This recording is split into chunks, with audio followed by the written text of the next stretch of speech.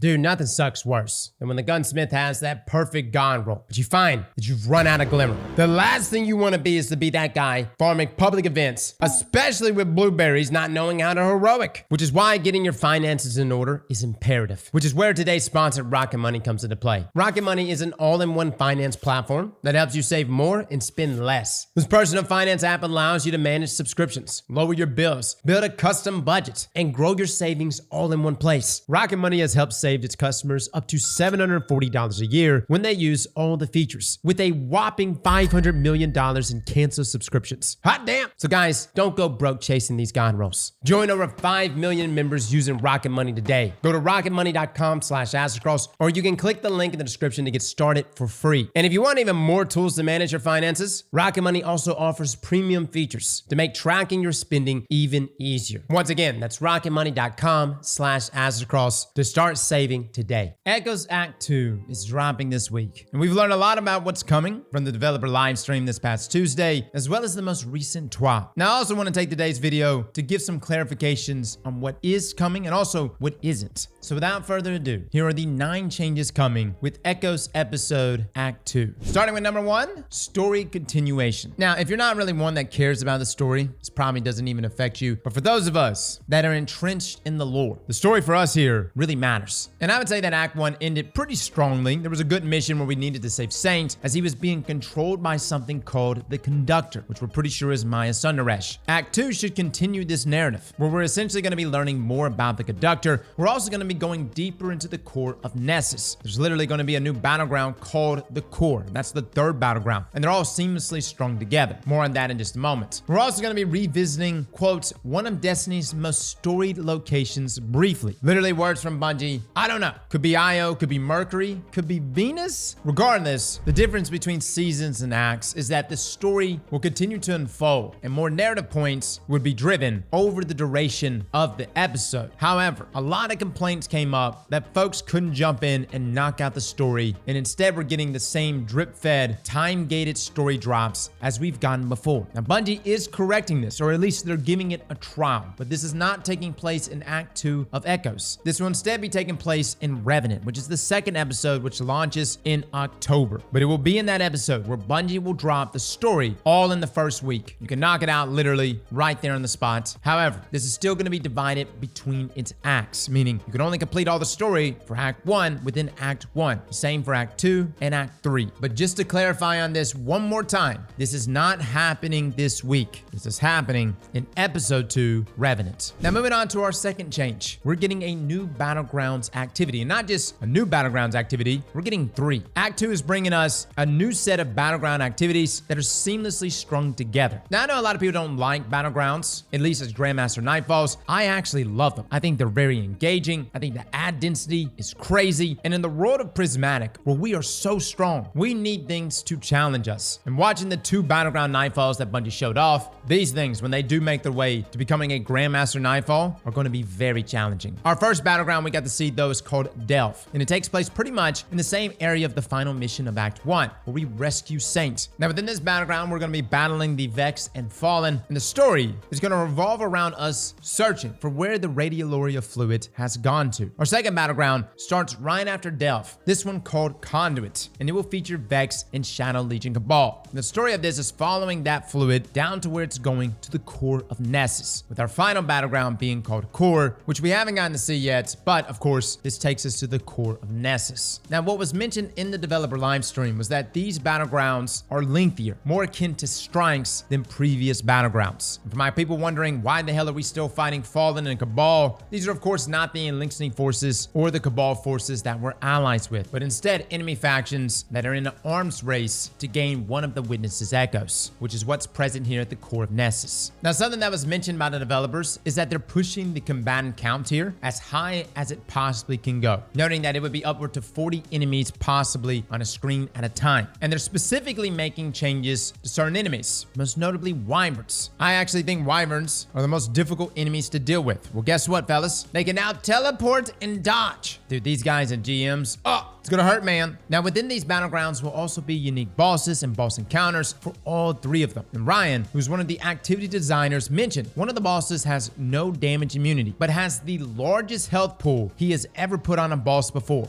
Now, change number 3. Fellas, we're getting new weapons. Now, let me just say, the Echo weapons have been some of my favorite Bungie has ever made. The look, the feel, we've made multiple reviews on these, and for good reason. They're good. But Act 2 of Echoes will be bringing us new seasonal weapons. First, we have the Aberrant Action. This is a solar rocket-assisted frame sidearm, which we got to see a bit of gameplay of, and it looks insane, guys. It's got things like hill clipping and incandescence, pugilist and demolitionist. And did I mention it's a rocket-assisted sidearm, which means for my Titans that are rocking hazardous propulsion, get ready, fellas. You're gonna be cooking here. Now, the next seasonal weapon they're gonna be bringing is called Creation. This is an arc heavy burst pulse rifle, which is personally my favorite archetype inside of PvE. From Aisha's Care to Nullify, this archetype is extremely strong. The DPS inside of PvE is the best amongst pulse rifles. And on this particular one, with it being arc, you can roll things like bolt shots, one for all, high ground, and frenzy. You can even be paired with things like pugilist and line action, eddy current, and even high impact reserves. The emphasis on the high impact reserves for PvP. Now, lastly, Saint's own shotgun is making a return, the perfect paradox. It'll still be a kinetic rapid fire shotgun, but it can roll things like 1-2 punch, trench barrel, dual loader, field prep. It can even get slide shot and opening shot for PvP. Personally, though, I'm not a fan of rapid fires inside of PvP, but we'll see. Change number 4. One of the biggest things Bungie's included inside of episodes that definitely sets itself apart from seasons is that every act will introduce new artifact mods. Both Act 2 and Act 3 here will be bringing us a new row of artifact mods. And the ones for Act 2 here seem extremely spicy. These are going to focus on sniper rifles as well as solar. Now, you're still going to have your same 12 selections, so you're going to have to make choices. And I'm sure this is going to become even more difficult in Act 3 because it seems like the trend here is that each row of artifact mods are going to offer something even spicier. Starting in column 1, we have anti-barrier sniper rifle returning. Column 2, we have authorized mod scavenger, which just cuts the cost of scavenger mods. In column 3, we have incendiary rifle rounds. Solar sniper rifle precision hits scorches targets. You know this one's going to be a juicer. Column 4, we have solar fulmination. Your ignitions do increase damage in an increased radius. Again, the beautiful thing about this, guys, is that it's any source of ignition. Then lastly, for column 5, we have sniper meditation, where sniper rifle hits grant stacking sniper rifle damage, as well as stability and reload bonuses for a short time. But heavy ammo sniper rifle hits counts as more than one. Bungie really wants us to use Whisper of the Worm. You'll see that in a moment when we talk about Still Hunt and the nerf that it's receiving. But as soon as we get past Tuesday, probably Wednesday, we're going to be damage testing all of these. Because with the combination of these perks, you may be in a situation for the first time in a long time where folks on fire teams actually pull out a heavy sniper rifle. Let's be real. Darcy's still going to be poop. But Whisper's going to be good. Change number 5. We're getting new season pass rewards. Act 2 is going to be giving us 50 more rewards available on our season pass, which means you're going to have the opportunity to earn 1 exotic cipher, 5 exotic Ingrams, 2 deep sight harmonizers, 2 ascended alloys, and 1 ascended shard. You'll also have your normal rewards like Echo Ingrams, Glimmer, cores, prisms, upgrade modules, reputation boosters, legendary weapons and armor, emotes, and some bright dust. Ray banners are also going to be there, and a new sparrow that you will never use because we have skimmers. There's also a free synthwave template at rank 130, which I don't believe we've seen before on a season pass. This is probably a bad time to say, hey, you may want to bounty prep. You don't have to, but you may. Or in the least, just don't turn in your seasonal challenges, as unfortunately none of the XP that you've over-earned will roll over. I know, kind of a bummer. In the meantime, Bungie, please give us another way to earn exotic ciphers. I am constantly out. Change number 6. Amongst everything that I'm very excited about, the catalyst for Red Death is one we are very hyped for. Unlocked at rank 145. And it's even present on the free tier of the season pass, will be the Red Death Reformed Catalyst. Now, we can already see what the catalyst does, and it states that final blows charge the weapon, and when the weapon is charged, the next final blow creates a healing burst at your location and leaves a remnant behind that provides restoration to allies. My Ember Benevolence users right now are probably losing it, for good reason. Crazy synergy. You can imagine this with the Speaker Helm. You're about to be a healing god. And keep in mind, Red Death is already a fantastic force to be reckoned with, especially in PvP, but also a very good weapon inside of PvE. And with the Catalyst taking its healing effect to that next level, there's going to be so many ways to take advantage and synergize with that restoration that's being applied to your allies. Now, change number 7. We got some sandbox changes, guys. Now, we're also going to give some clarification on when these are dropping. Bungie actually said in the TWAB that they are looking to make these changes in early August. First up, we have some ability changes. Hunters, you guys have been too oppressive in PvP, so Bungie's going to be toning down Swarm Grenades and Dreaded Spectre. Now, as mentioned, that Titans have fallen way behind inside of PvE, so they're going to be increasing the damage of Twilight Arsenal and Hammer of Soul versus bosses and mini-bosses. Yes, we're going to be doing pre- and post-testing on this one, guys. Twilight Arsenal is already very good, but Chris Proctor did mention that Titans will be receiving more changes in the future, which I think they desperately need. Next up for armor changes, they're correcting an issue that allows swapping between regular armor mods and reserve mods. Again, what most of us were doing for years now is we would have a chest piece with reserve mods on, we would rally, and then we would swap to our other chest piece with resist mods on. But this would essentially allow us to navigate around this and keep that ammo. Swapping off of reserve mods now, though, will essentially take away that increased ammo, which means you have to keep it on. Now, to compensate for this, they did state that they're going to be increasing our base reserve ammunition by 15%. And they've also reduced the reserve mod costs by 1. Now, as for our weapons, Texas mechanical weapons, our 120 round per minute scout rifles are seeing their damage increase by 30% in PvE. According to Mossy Max on Twitter, this should put them DPS-wise right above rapid fires. Personally, they're some of my favorite weapons in the game. Sniper rifles are getting their flinch reduced by 50% versus PvE combatants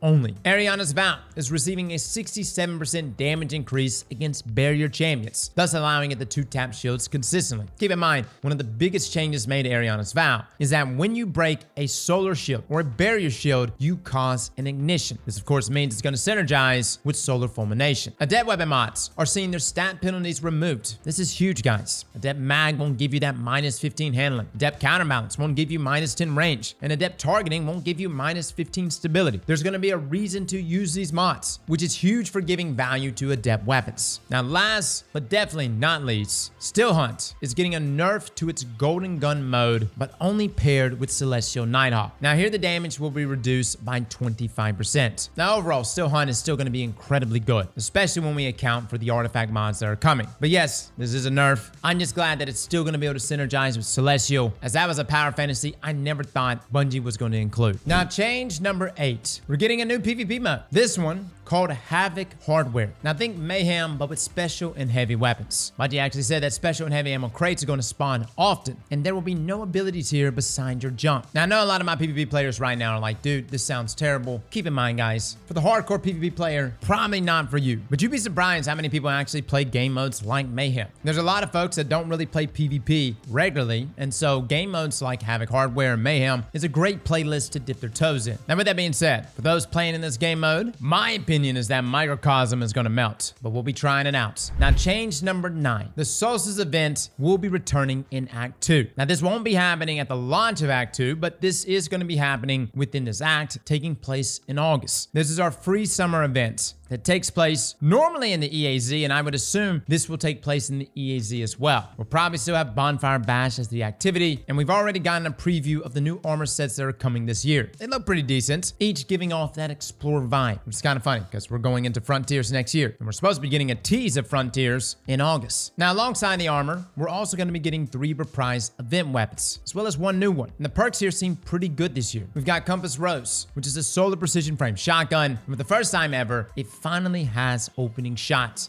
You'll be able to get Slide Shot or Threat Detector in column 3. For PvE, we've got 1-2 Punch and Trench Barrel, as well as Incandescent in that 4th column. And our origin trait is called Dream Work, which states that once per reload, assist or assisted final blows partially refills the weapon from reserves and increases reload speed for a short duration. Bows also receive a faster draw time. This is actually a really good origin trait, guys, but if you don't like that one, you also have Nadir Focus, which will be present here on Compass Rose. This actually looks to be a shotgun that can rival that of Matador inside of PvP. I know, my Matador lovers are like, no way in hell, but it's got the rolls, man. Let's see if it can perform. Next up, we have something new. This is a Stasis aggressive frame hand cannon. Now, Bungie has gone out of their way and bumped up some of its stats. Similar to like Criminal's Dagger, they lifted up its stability from 27 to 30 and its handling from 24 to 30, with its mag size being bumped up from 8 to 9. In terms of perks, it can get things like explosive payload, kill clip, and a personal favorite of mine on 120s, precision infantry. instruments. It can be paired with things like To the Paint, Elemental Capacitor, or even Rapid Hits. Inside of PvE, we have Headstone and Frenzy, which Headstone is working very nicely with our artifact mod this season, Creeping Chill, and then we have Demolitionist, Subsistence, and Feeding Frenzy in column 3. Now, origin traits here are both Nadir Focus and Dream Work, but I personally love Dream Work inside of PvE for this hand cannon. I think for the longest time, many people hated the mag size. Going from 8 to 9 doesn't seem like a big improvement, but paired with Dream Work, guys, I promise you, this is a hand cannon you can make work for you. The only downside is that it's a 120. Most people are not going to be using a 120 inside of PvE, but inside of PvP, we are definitely going to be taking a look at it. Now, next up, we have Crowning Duolock. This is a Strand Precision Frame rocket launcher. Now, no lie, guys, it was so bad, we never even reviewed it, and I did not even keep a single roll. This year, though, it's actually looking good. We've got Reconstruction, Bait and Switch, Reconstruction Bipod, Hatchling Chain Reaction, Reconstruction Envious Assassin, and you've got origin traits like Dreamwork and Hotgate Breach Armaments. I know precision frames are not people's favorites, but they did receive a buff back in March, as well as an ammo reserve bump by 2. The penalty reduced in terms of damage from -10 to -5. And given the perks this time, I'm willing to give this one a go. Now, lastly, we're going to be getting a Void lightweight frame bow that seems very interesting. It can get Archer's Tempo, plus Archer's Gambit, Repulsor's Brace, plus destabilizing rounds. And for its origin traits, we of course have Dreamwork, as well as Vice Stinger. I feel like this kind of completes the trinity here, because we just recently got Non-Denouement, which is like the legendary version of Trinity Ghoul, and it can roll with Bolt Shots, and it's an arc bow. We got Pre-Asenex, which to me is the best incandescent bow in the game. I know some of you love Tyranny. I love Tyranny too. It's great, but I also love Pre-Asenex. So guys, that is it. Those are your 9 big changes coming in Act 2. The last thing I want to mention is that at some point in August, I want to say it's August, maybe September, Bungie is supposed to be introducing their plan for the next year, most notably Destiny 2 Frontiers. I'm very curious to see what the next year of Destiny is going to bring. Are we going to get a big annual expansion? Are we in fact leaving our solar system? Is that why we're going to be repairing the Dreadnought? It all seems to make sense. But as soon as we get some news on that, guys, we'll let you know. Fellas and ladies, thank you all for coming and watching, and as always, Slap that like button like your mama told you right.